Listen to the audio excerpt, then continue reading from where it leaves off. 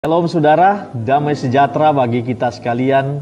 Jumpa kembali dalam program Worship from Home di edisi renungan pada saat ini. Saudara yang dikasih Tuhan, memang tidak ada yang bisa memprediksi kapan Tuhan Yesus akan datang untuk kedua kalinya menjemput gereja Tuhan di akhir zaman ini. Nah saudara, seperti yang tertulis dalam Matius 24 ayat 36 berkata, tetapi tentang hari dan saatnya itu tidak seorang pun yang tahu, malaikat pun di sorga tidak, dan anak pun tidak, hanya Bapa sendiri yang tahu. Tapi tahukah saudara-saudara yang dikasih Tuhan, Tuhan juga pernah berkata dalam Markus 13 ayat 28 berkata, tariklah pelajaran dari perumpamaan tentang pohon ara. Apabila ranting-rantingnya melembut dan mulai bertunas, kamu tahu bahwa musim panas sudah dekat. Dengan menilai zaman ini, saudara, kita harus semakin berjaga-jaga karena waktunya sudah sangat dekat. Kita diizinkan Tuhan untuk bisa berawas-awas dengan menilai keadaan-keadaan yang saat ini kita bisa lakukan, yang saat ini kita bisa lihat di depan mata kita, saudara-saudara. Oleh dan sebab itu kita harus bisa menilai zaman di dalam zaman apa yang sedang kita alami hari-hari ini, saudara. Nah, jadi pertanyaan di sini, saudara-saudara, ketika Tuhan datang kembali untuk kedua kalinya, sudahkah kita menjadi pribadi yang siap untuk kedatangan Tuhan yang kedua kali? Nah, saudara-saudara, mari kita buka firman Tuhan dalam Matius 25 ayat yang pertama hingga ayat yang ke-13. Matius 25 ayat yang pertama hingga ayat yang ke-13. Demikian firman Tuhan. Gadis-gadis yang bijaksana dan gadis-gadis yang bodoh. Pada waktu itu, hal kerajaan surga seumpama 10 gadis yang mengambil pelitanya dan pergi menyongsong mempelai laki-laki, 5 diantaranya bodoh dan 5 bijaksana. Gadis-gadis yang bodoh itu membawa pelitanya, tetapi tidak membawa minyak. Sedang gadis-gadis yang bijaksana itu membawa pelitanya dan juga minyak dalam buli-buli mereka. Tetapi karena mempelai itu lama tidak datang-datang juga, mengantuklah mereka semua lalu tertidur. Waktu tengah malam terdengarlah suara orang berseru, mempelai datang, songsonglah dia. Gadis-gadis itu pun bangun, semuanya lalu membereskan pelita mereka. Gadis-gadis yang bodoh berkata kepada gadis-gadis yang bijaksana, berikanlah kami sedikit dari pelitamu itu, sebab pelita kami hampir padam.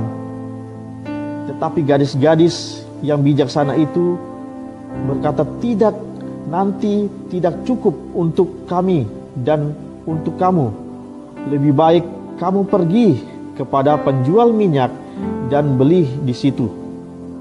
Akan tetapi waktu mereka sedang pergi untuk membelinya, datanglah mempelai itu dan mereka dengan telah siap sedia untuk bersama-sama dengan dia ke ruang perjamuan kawin.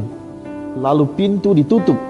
Kemudian datanglah juga gadis-gadis yang lain itu dan berkata, Tuan, Tuan, bukalah kami pintu.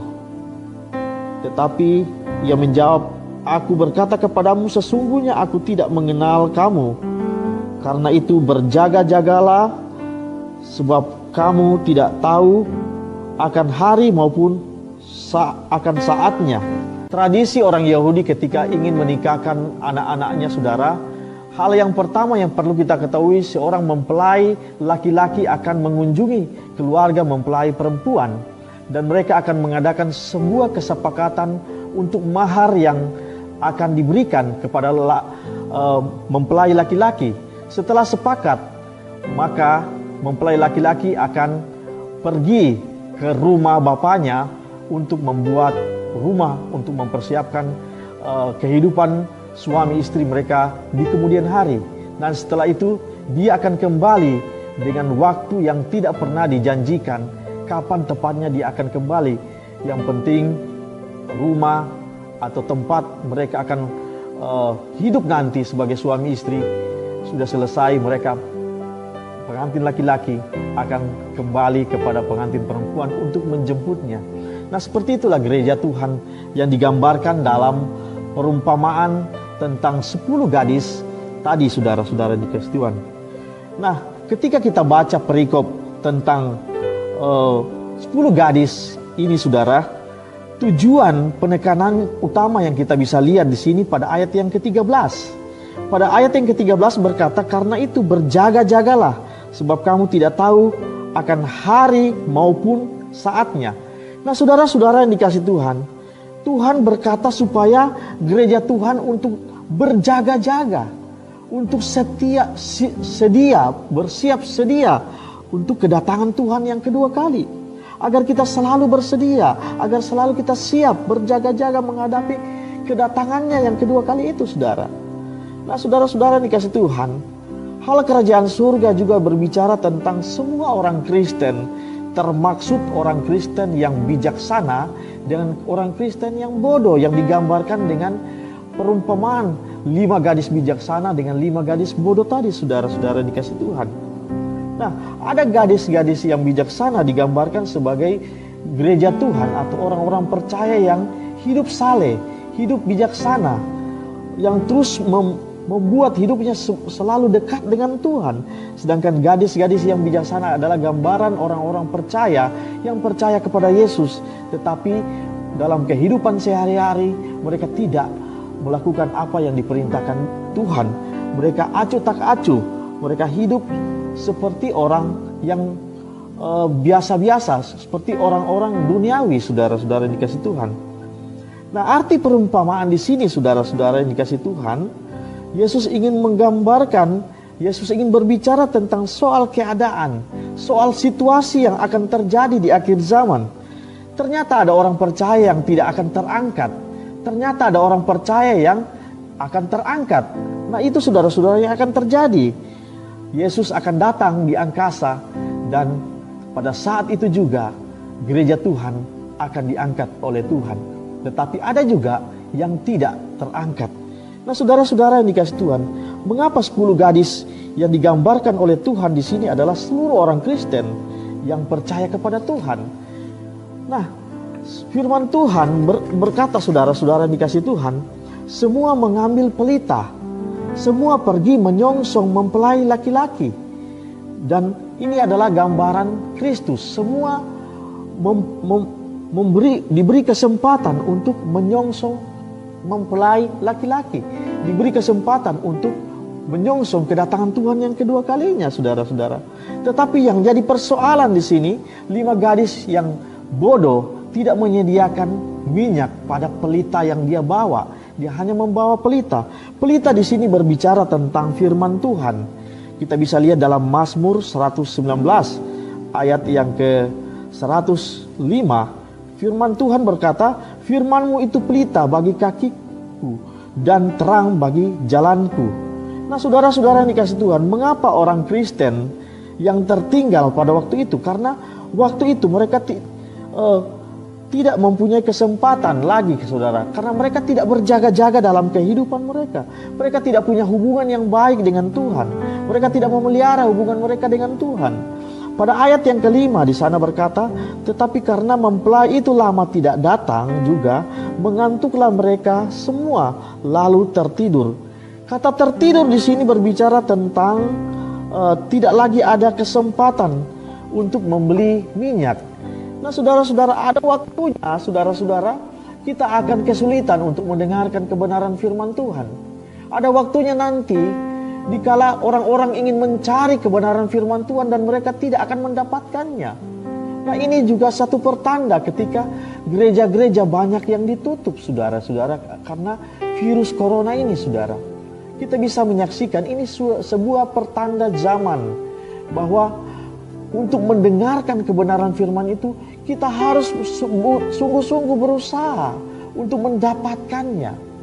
Nah, tapi ada waktunya nanti ketika kita akan mendengarkan firman Tuhan, ketika kita akan mencari firman Tuhan, maka kita tidak akan mendapatkannya dengan begitu mudah. Kita akan sangat kesulitan.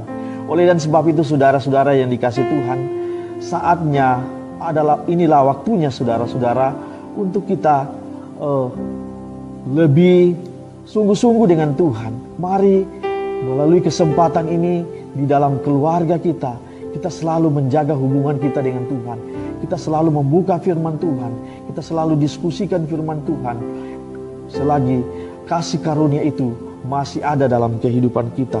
Karena gereja Tuhan ketika Tuhan diangkat nanti, kita diangkat Tuhan nanti di angkasa bersama dengan mempelai-mempelainya, saudara, yaitu gereja Tuhan.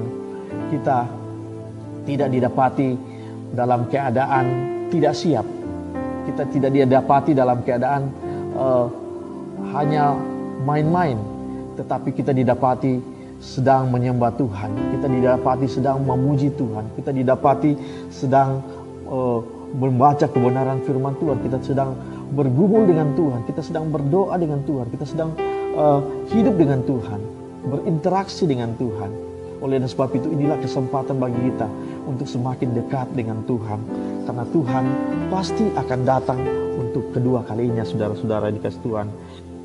Mari melalui kesempatan ini kita bersama-sama dengan keluarga kita untuk membentuk, mulai membentuk dalam rumah tangga kita persekutuan-persekutuan yang kecil untuk mendiskusikan firman Tuhan, untuk belajar kebenaran firman Tuhan. Betapa bahagianya ketika Tuhan datang nanti, Tuhan mendapati hidup kita menjadi orang-orang yang saleh dan kita diangkat di awan-awan bersama-sama dengan Tuhan. Ayo saudara-saudara yang dikasih Tuhan, mulai sekarang kita punya waktu yang diberikan oleh Tuhan untuk semakin giat lagi, semakin sungguh-sungguh lagi dengan Tuhan, ataukah kita masih mau tetap asal-asalan dengan Tuhan. Keputusan ada di tangan kita sekalian, saudara-saudara yang dikasih Tuhan. Mengasihi Tuhan dengan sungguh-sungguh, belajar kebenaran firman Tuhan dengan sungguh-sungguh, supaya kita menjadi pribadi yang siap untuk menyambut kedatangan Tuhan yang kedua kali.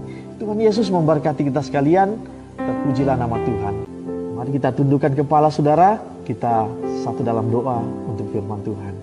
Bapa di sorga, kami sudah mendengarkan kebenaran firman Tuhan. Kiranya kebenaran firman Tuhan ini menjadi kekuatan yang baru bagi hidup kami, Tuhan. Menjadi motivasi bagi kami untuk semakin dekat dengan Tuhan, semakin memperbaiki hidup kami, supaya semakin serupa dan segambar Kristus yang akan menjemput kami untuk kedua kalinya, Tuhan Yesus.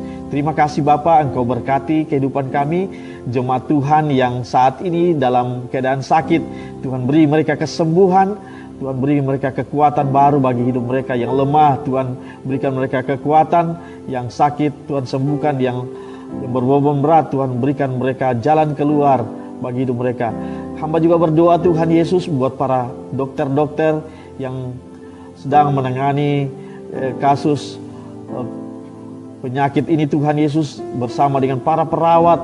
Tuhan berikan mereka kekuatan, kesehatan, kemampuan, hikmat bijaksana Tuhan menyertai setiap kehidupan mereka. Tuhan berkati mereka di dalam nama Tuhan Yesus. Terima kasih Bapa.